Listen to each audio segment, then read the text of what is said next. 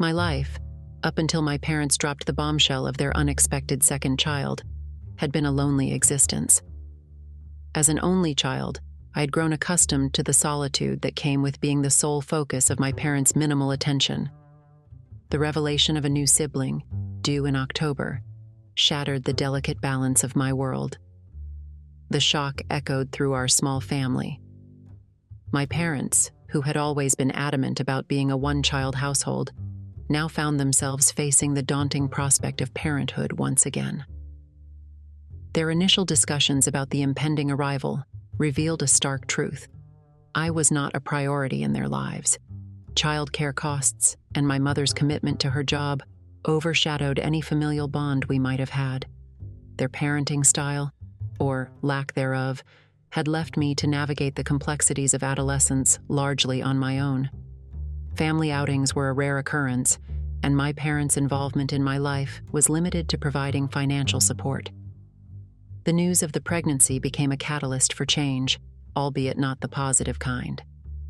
My parents, realizing the expenses and inconveniences associated with childcare, concocted a plan that would alter the trajectory of my teenage years. Unbeknownst to them, I overheard their discussions, and what I heard was nothing short of a life-altering revelation. A week ago, they sat me down, oblivious to the extent of my knowledge, and dropped their bombshell. They expected me, a teenager on the brink of adulthood, to become an impromptu babysitter for their new arrival. A sacrifice of my after-school activities, social life, and the entirety of my upcoming summer was demanded to fulfill the role of a makeshift nanny. I recoiled at the audacity of their proposal. In their eyes, I was to be a big sister with responsibilities. I, however, saw it differently. I was a child in their house, not a parent. The clash of perspectives led to a heated exchange where I asserted my right to live my life without being burdened by the responsibilities of a sibling. I unveiled my own plan, one that involved accelerating my academic journey to graduate in December. My guidance counselor confirmed that, given my academic performance, I could complete my senior year early. The prospect of escaping the imminent responsibilities and asserting my independence was enticing.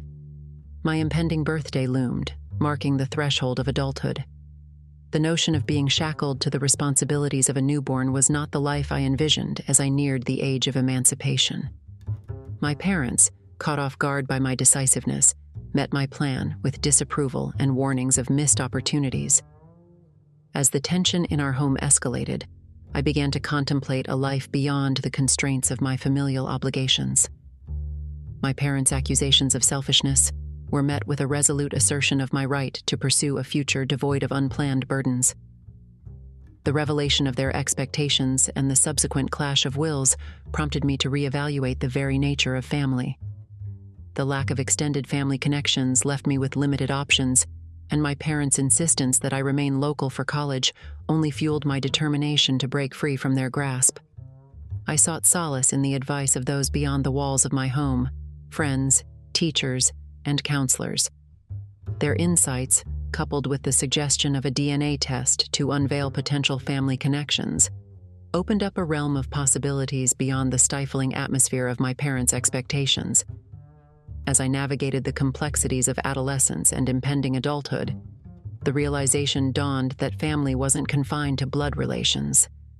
The prospect of seeking refuge with friends' parents or exploring potential familial connections through a DNA test became viable alternatives to the oppressive environment that had become my home. The path forward was uncertain, but the desire for autonomy burned brightly within me. The imminent arrival of my sibling, once perceived as a burden, now served as a catalyst for my bid for freedom. The clash between their expectations and my aspirations became the crucible in which my determination was forged. As my birthday approached, I contemplated the significance of reaching adulthood. The impending responsibilities of parenthood and the stifling demands placed upon me by my parents were at odds with the freedom I sought. The prospect of accelerated graduation and a life beyond the confines of my familial obligations beckoned as a lifeline. The story of my adolescence, entangled with the complexities of family dynamics, was still unfolding. The clash between parental expectations and individual aspirations created a narrative fraught with tension, rebellion, and the quest for autonomy. The journey toward adulthood, marked by unexpected twists and revelations, promised a future where the constraints of familial obligations were no longer binding. As I stood at the precipice of change, the question lingered: would the unfolding chapters of my life lead to liberation or further entanglement in the web of familial expectations? The answer, shrouded in the uncertainties of the future, awaited its revelation. So my paternal connection wasn't with Bank of America, BAFE, but rather with my biological father. He and my mother shared a journey from when I was a mere 6 months old until the age of 7, punctuated by the birth of my little sister. Post her tragic demise, my parents separated, but my father, committed to our bond, reassured me that I was still unequivocally his son. This assurance resonated deeply within me, and I held him in high regard. The absence of any other father figure, aside from my grandfather, my father's father, became a poignant reality. As my mother grappled with instability following my sister's passing at the age of 15, I found myself under the care of my father. Life took a new turn when he introduced Nat into our lives, a woman with a toddler daughter and a younger son. Nat's aversion to me was palpable. Being aware that I wasn't her husband's biological child, she harbored resentment, particularly towards the affection my grandparents showered upon me. She consistently challenged my place in the family, citing my non-biological status. Her animosity reached a climax, leading my grandparents to make the drastic decision of evicting her from their house. Celebrations turned sour on the eve of my 17th birthday, when Nat accused my father of neglecting her kids. She argued vehemently that they should not feel left out, and my father shouldn't treat them as less than. Unfazed by her accusations, I chuckled at the irony of her words, walking away from the tumultuous scene. The aftermath of my father's death ushered in legal battles, with my grandparents reclaiming their property. Nat, expecting a share, confronted me, expressing her discontent at my supposed windfall. I maintained my stance, responding with laughter to her accusations of favoritism and inequality. As the echoes of laughter resonated in the face of adversity, Nat, relentless in her anger, confronted me at my workplace. Undeterred, I remained firm, choosing not to engage in her attempts to elicit a reaction. A friend of my father criticized my response, urging me to consider Nat's children in the aftermath of their shared loss. The verdict from the online community was divided between those who deemed me not the idiot, recognizing the uncontrollable nature of my grandparents' decisions, and those who sympathized with Nat's children, viewing them as victims of a complex familial drama. Amidst accusations and laughter, the narrative unfolded, weaving a tale of familial complexities, legal battles, and the enduring resilience of an individual navigating the tumultuous seas of family dynamics. In the wake of my father's passing, the legal intricacies surrounding the eviction of Nat and her children unfolded like a dramatic play. My grandparents, unwavering in their decision, sought to reclaim not just their property, but also the remnants of my father's belongings they had generously provided over the years. Nat, shocked by this turn of events, confronted me with a storm of accusations. Her expectations of inheriting a share of the house and other possessions bestowed upon my father were shattered. She questioned the equity of the situation, arguing that her kids deserved their piece of the pie, especially after losing the only father they had ever known. I maintained my composure, my response echoing through the tension-filled air in laughter.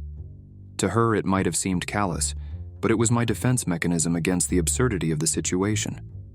In her eyes, I was an embodiment of privilege, having received what she perceived as an unfair advantage. Undeterred, I continued to stand firm in the face of her verbal onslaught. Her attempt to portray me as an opportunist who got everything while leaving her kids with nothing failed to evoke sympathy. The community around us observed the unfolding drama, their opinions divided between supporting my right to inherit and empathizing with the plight of Nat's children. As the legal proceedings reached their conclusion, Nat's discontent only intensified. The house and the possessions, which had once been shared between my father and her, now rested securely within my grandparents' domain. The justice system upheld their ownership, emphasizing the legal weight of their claims. The echoes of laughter, which had resonated in response to Nat's accusations, were not just a defense mechanism. They symbolized a refusal to be weighed down by the burdens of a complicated family history. Each chuckle served as a reminder that, in the midst of chaos, I retained agency over my own narrative. However, the repercussions of this family saga extended beyond legal battles. The communal sentiment fluctuated between endorsing my autonomy and expressing concern for the collateral damage, Nat's children. This tumultuous interplay of emotions mirrored the complexity of relationships, with the legacy of my father hanging like a shadow over the entire ordeal. Amidst this chaos, I found solace in the memories of my father, the man who, despite all odds, remained a constant in my life. His legacy became a guiding light, urging me to navigate the intricate web of familial complexities with grace. In the aftermath of the legal proceedings, I decided to revisit my estranged relationship with my father's side of the family. The dynamics had shifted, and the absence of his physical presence cast a poignant hue over our interactions. Yet, I sought to bridge the gaps, acknowledging that the threads of family, no matter how strained, were intricately woven into the fabric of my identity. As time passed, wounds began to heal, albeit slowly. Nat, having been evicted from the house, faced the task of rebuilding her life with her children. The abrupt severance from the property that had once been a shared space brought with it a myriad of emotions: anger, disappointment, and perhaps a tinge of regret. The legacy of my father, a man who had vowed to be there for me despite the complexities of our familial ties, continued to shape my journey. The laughter, once perceived as a defiant response, evolved into a nuanced expression of resilience, a refusal to let the adversities define my narrative. Through the highs and lows of this familial saga, one truth remained evident. Family dynamics are inherently complex. The interplay of relationships, emotions, and the legal intricacies of inheritance created a tapestry of experiences that, despite the chaos, contributed to my growth. As I ventured into the next chapter of my life, I carried with me the lessons gleaned from this tumultuous journey. The laughter, once a defense mechanism, transformed into a source of strength. A reminder that, in the face of adversity, resilience and self-determination can pave the way for a brighter tomorrow.